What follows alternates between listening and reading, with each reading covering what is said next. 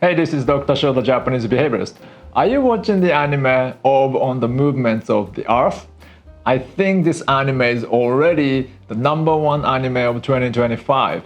Orb tells the story of medieval Europeans who bet on the heliocentric model of the planetary system and get tortured and burnt by the church as heresy.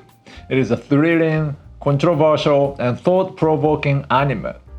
But this is a story of white people told by a Japanese manga artist. I wonder how you guys as non-Japanese feel about this anime.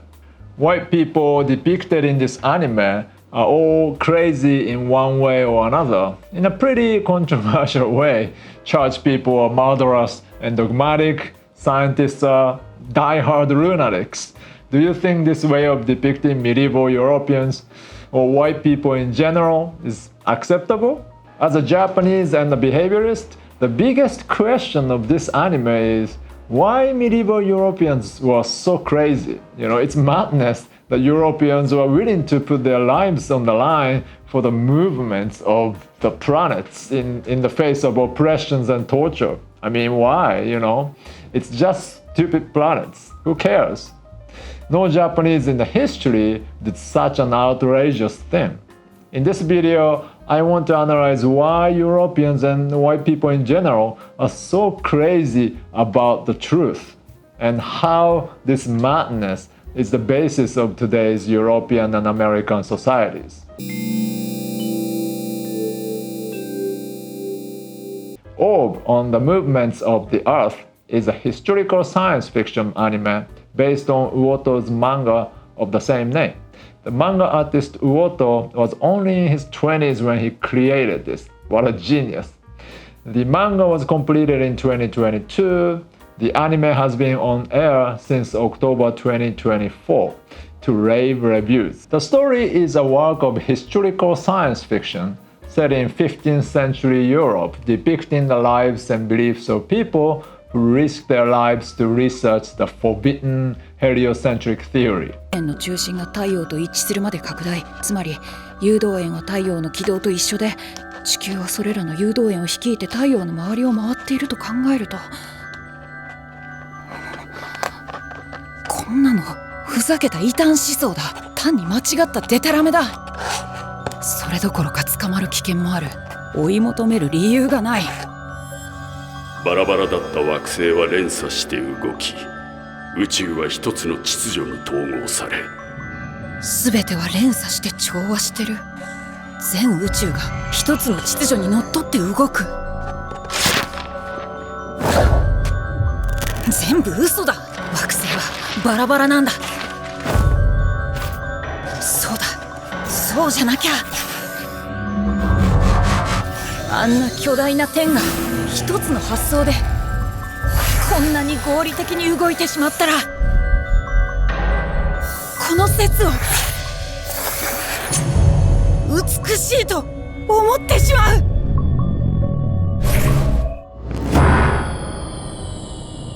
The story takes place in a country called P, where people believe in the C religion.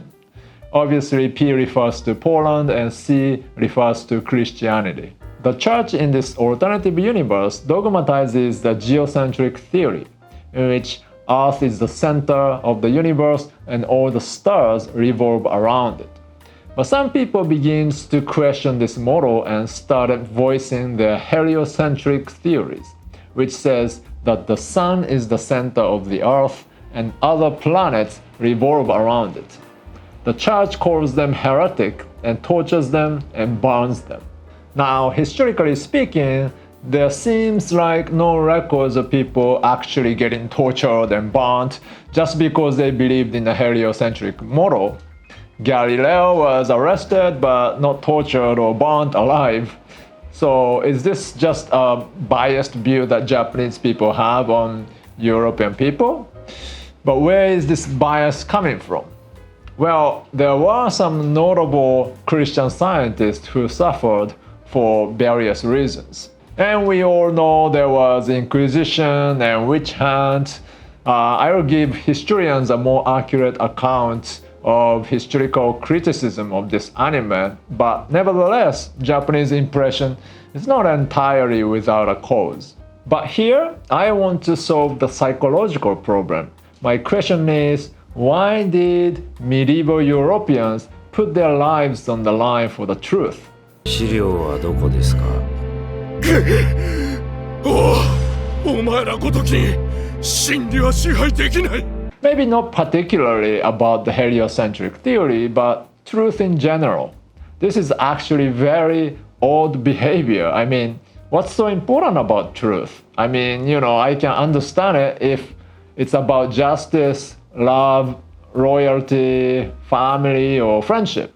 Japanese people are known for kamikaze attacks, which white people think it nuts. Why do Japanese throw away their lives like that? Well, at least these kamikaze attackers were throwing their lives for their country and their families. Kind of makes sense to me at least, but I'm Japanese, so maybe I'm biased too. It's more puzzling to me to throw away lives for stars and some scientific knowledge. I mean, even if you think the heliocentric theory is correct, the church thinks the opposite and will torture you for that. Why not just keep that thought private? Why do you need to say it in public? The answer to this madness seems to be Christianity itself. Europeans go crazy because of it. That might sound contradictory, but let me explain. Christianity is made of two opposing forces. One is, of course, Jesus. What Jesus did was to update Judaism. In Judaism, the most important thing is to keep the 10th commandments. They emphasized obeying the laws, but Jesus said it is not the laws that are important, it is your heart. Faith goes beyond the laws. This is a revolutionary move because the laws are public and societal, but faith is private and personal. Only you know whether or not you are faithful. The other force of Christianity is Plato. Yep, that Greek philosopher Plato. But why Plato? That's because John mixed Plato and Jesus in Gospel of John. John begins the first chapter of Gospel by writing, "In the beginning was the Word. The Word was with God. The Word was God." If you read it as is, the meaning is not clear at all, but if you know Plato is behind it, it becomes clear. The original text is actually written in Greek. So the first phrase, "In the beginning was the Word," in Greek becomes, "In the beginning was the Logos." Logos means word as well as truth or law. So the translation becomes, "In the beginning was the truth or the law of the universe." This is Plato speaking. The ancient Greeks, especially Plato and Pythagoras, believed that this universe operates according to certain laws. In elementary school math, we learned about all kinds of theorems ancient Greeks found. Greeks loved theorems. They believed that mathematics allowed them to experience the laws of the universe. So the ancient Greeks did mathematics for religious reasons, and they felt ecstasy doing it. If we know as an elementary school kid that the math is that good, maybe we wouldn't be so bad at math after all. But we still kind of understand ancient Greeks when we do something like Sudoku. You kind of get that excitement when you solve a Sudoku problem. For ancient Greeks, doing math was probably like that, but 100 times more trippier. Plato said that the world of geometry is the world of perfect laws or truth, and the earth we live on is imperfect, and that's what the church says about earth in this anime too. 神が作った2つの世界、月より下のこの大地は不完全で生成消滅を繰り返し予測不能の運動をする。しかし月より上の展開は永久不滅、終わりも始まりもない完璧な形である円運動を永遠に行う。それは納得できる。Earth is at the bottom of the universe and chaotic and imperfect, whereas heaven is perfect and orderly. This is coming from Plato. So John puts Plato right at the beginning of the creation of the universe in his gospel. It's actually wild that he put the truth before God, isn't it? Then follows, the Word was with God. This can be translated as the truth of the universe was with God. Here we have the God of the Judaism standing next to Plato's law of the universe. So finally, the Word was God, which means truth equals God. John merges the truth and God together. So there's only one law or one truth, which is God, that governs the entire universe. What is amazing about this mixture of Jesus and Plato is that it gave birth to a logical, almighty, all-planning God in the universe. The God of the Old Testament is, for better or worse, a very selfish and random God that we cannot understand what he's thinking about. He can do nice things and he can do horrible things to humans at whim.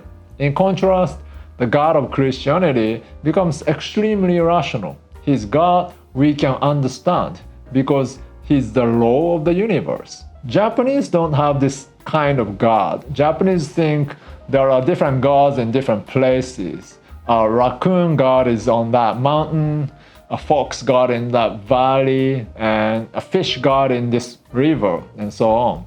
And these gods rule their lands using different powers. Japanese gods are like a Wi-Fi hotspot, and you need a password for each one of them. That's how animism and polytheistic religions work. But Christians came to think this universe is all driven by a single truth. Christian believes there must be a grand unified theory of the universe, which is God. This is important when studying astronomy. 朝が来るのは地球が自らの軸を回る自転をしているからだ。さらに季節が変わるのは地球が太陽を軸として回る公転をしているからだ。私の宇宙では地球は2種類の運動をしている。そこでは太陽は静止し、バラバラだった惑星は連鎖して動き、宇宙は一つの秩序に統合され、常識は覆り、境界は激動し、美しさと理屈が落ち合う。これが私の研究だ。そうだな、それを。地動説。Japanese people don't think that raccoons and foxes move together according to the same principle, so they don't question if Mars and Venus move separately. But Christians cannot tolerate Mars and Venus to move independently. You might have realized by now this idea would later give birth to science. Christianity gave birth to science. But the Almighty One God is not enough to make people go crazy for the truth. It was Jesus who connected God and people. Jesus said, you as individuals can connect to God with faith. Each person can connect to God directly. In other words, you can find the truth on your own. The problem is that this personal connection with God eliminates the need for a middleman, which is the church. You can see why the church is upset. At the beginning of the Middle Ages, only a few aristocrats could read the Bible. So the church's control over people are strong.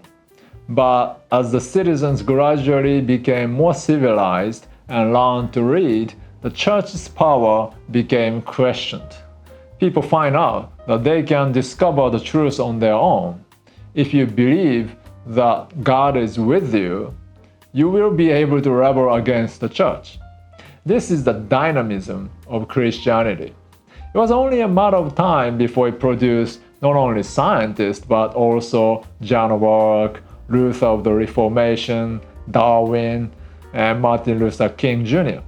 A mixture of Jesus and Plato has given rise to this mad religion in which people are willing to give up their lives for the sake of truth. 多分感動は寿命の長さより大切なものだと思う。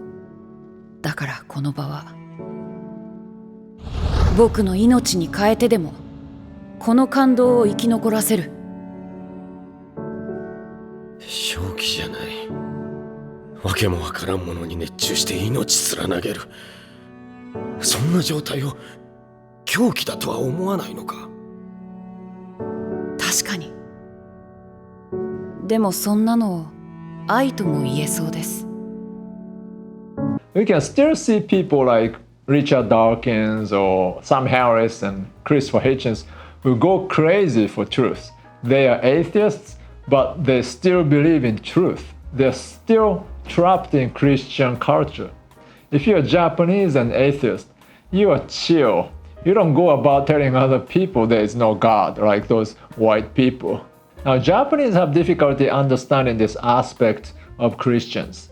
So the anime makes it easier for the Japanese to get emotionally involved by saying something like, pass down the knowledge, or hope for tomorrow, the earth is beautiful, for the future of humanity, and so forth.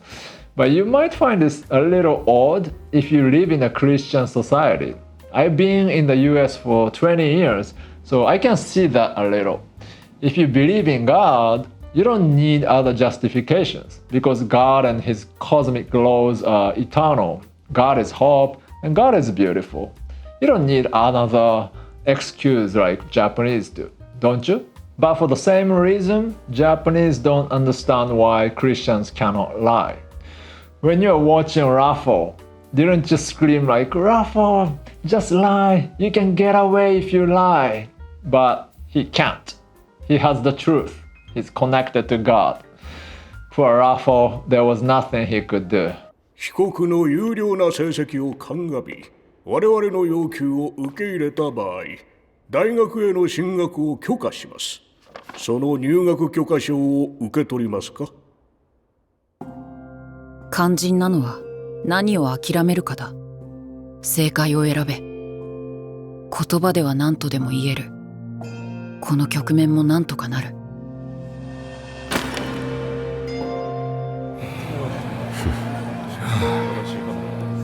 では宣言してください。宣言します。僕は地動説を信じてます。A few hundred years after the time of the orb, science was born. The characteristics of science are the assumptions that there are laws in the universe. There is the grand unified theory that those laws are a part of, and empiricism that we can test the laws by experimentations.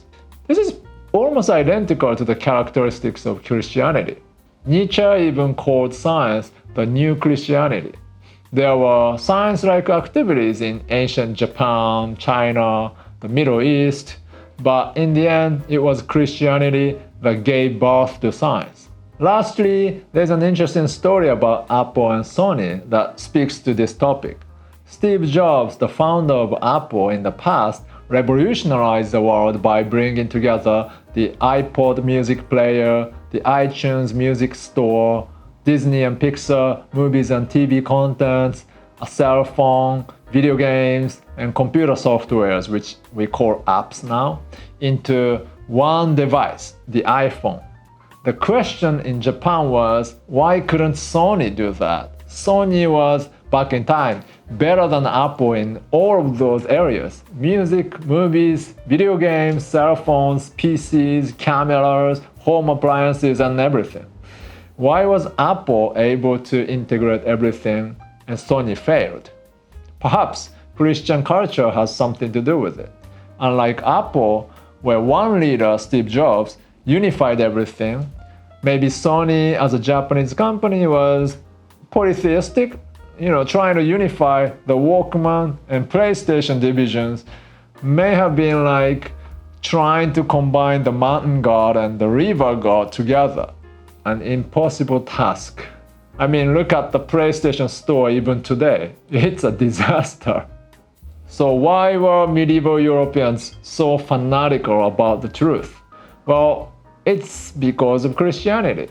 And not only for scientists who study astronomy, but This is one of the major behavioral principles of Western civilization as a whole, giving rise to religious wars, religious revolutions, colonial rules, the birth of science, and even democracy. Again, I congratulate the author's courage in portraying the madness of medieval Europeans in this anime.